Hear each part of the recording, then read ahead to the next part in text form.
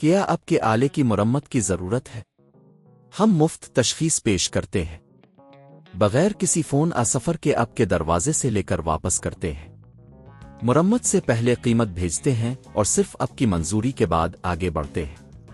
سادہ، شفاف اور پیشہ ورانہ۔ تفصیل میں لنک۔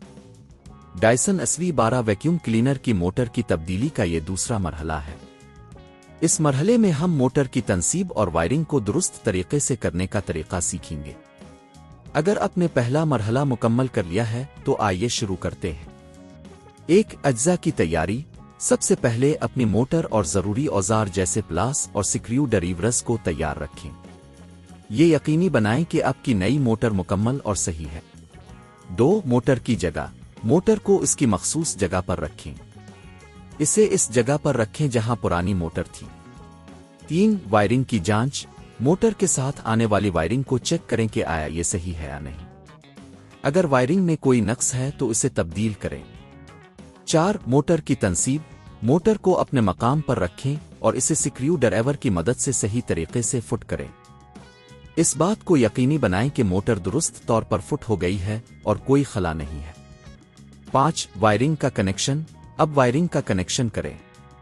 مثبت اور منفی تاروں کو درست جگہ پر جوڑیں تاکہ موٹر صحیح طور پر کام کر سکے۔ 6، موٹر کی جانچ۔ جب وائرنگ مکمل ہو جائے تو موٹر کو آن کریں اور چیک کریں کہ یہ صحیح طریقے سے کام کر رہی ہے یا نہیں۔ اگر کوئی مسئلہ پیش آتا ہے تو وائرنگ کو دوبارہ چیک کریں۔